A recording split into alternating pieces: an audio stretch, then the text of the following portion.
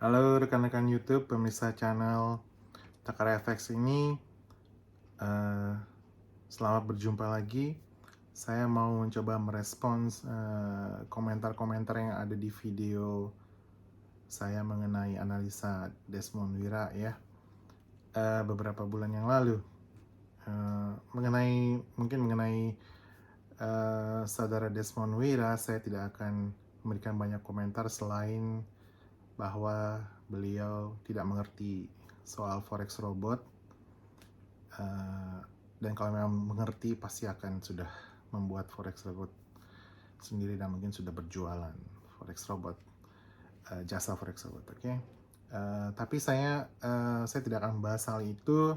Saya akan memberikan update mengenai program withdrawal all dari Net89 yang diumumkan oleh PT SMI.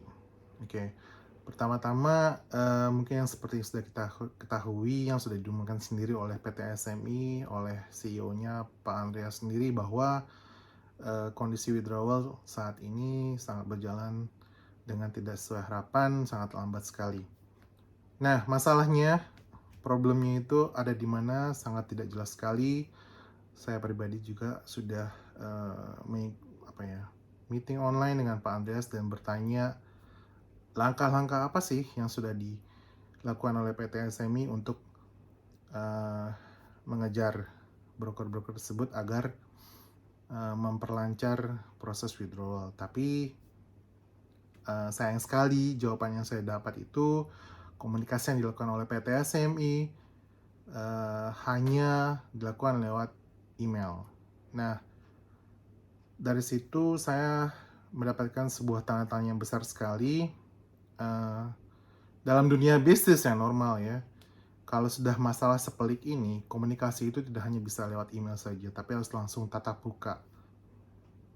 PT SMI sebagai ya yang satu ini ya, satu badan juga dengan perusahaan Singapura, satu owner ya, itu Pak Endre sendiri, perusahaan Singapura Smart Eco Trade itu sebenarnya bertanggung jawab sepenuhnya atas produk mereka, termasuk bukan hanya robot saja, karena satu paket dengan robot itu satu paket dengan broker-broker ini yang dibawa oleh mereka ya, yang diseleksi oleh mereka. Sebenarnya mereka bertanggung jawab untuk membereskan masalah withdrawal ini. Seharusnya mereka bertemu dengan staff atau bahkan owner dari broker-broker yang mereka pakai. Jadi bukan hanya sebatas komunikasi lewat email seperti yang Pak Andreas sampaikan kepada member-member di Singapura dan luar negeri termasuk saya. Ini suatu kejanggalan yang sangat tidak aneh sekali lah di dalam dunia bisnis. Karena saya merasa ada sesuatu yang disembunyikan atau saya kurang tahu.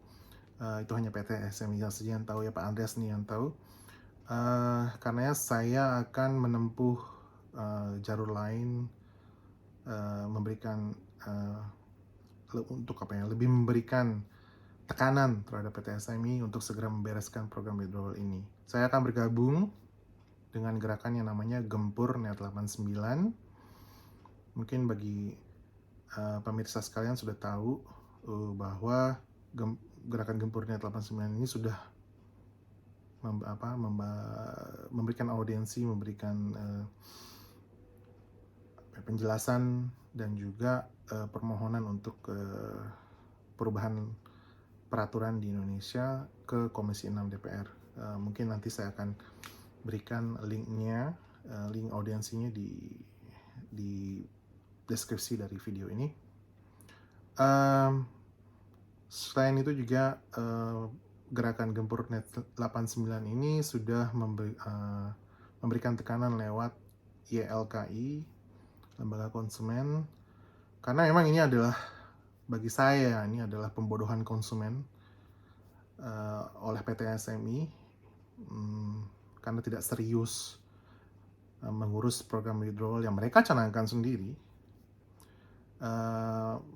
Terakhir Pak Andreas sendiri bilang bahwa mereka sendiri kesulitan untuk PT SMI sendiri kesulitan untuk menarik dana mereka ya. Lucu sekali kan ya, narik dana besar sebuah perusahaan ya pasti dananya besar tapi komunikasi hanya via email, sebatas email. Bahkan Zoom meeting pun tidak dilaksanakan. Ya itu, saya rasa ini apa ya, video-video yang dikeluarkan oleh, PT SMI dan terakhir adalah, website,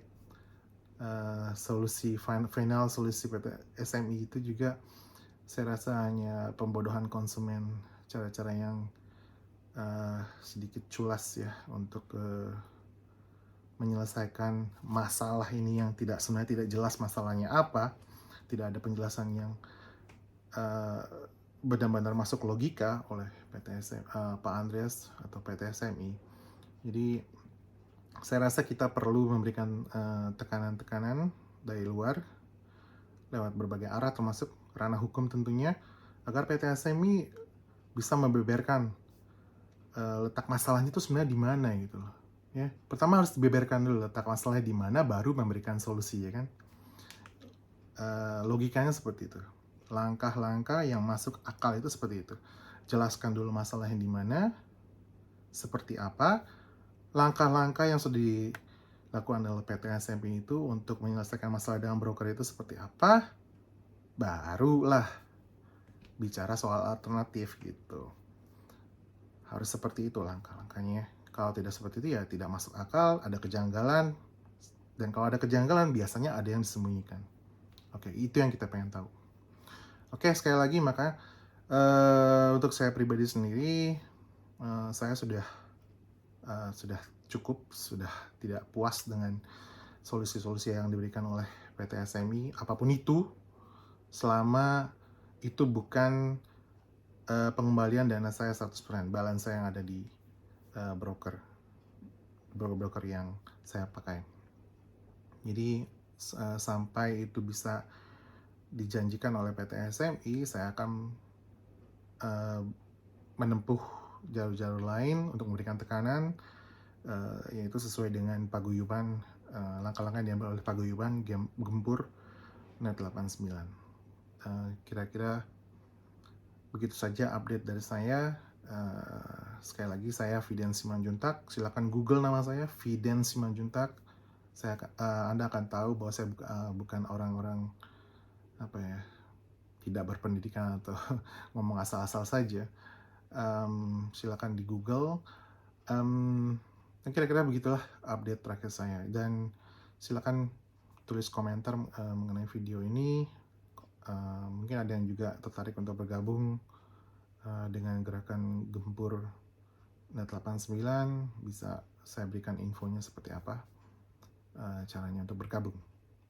Kira-kira begitu. Terima kasih dan tunggu saja video-video saya selanjutnya. Terima kasih.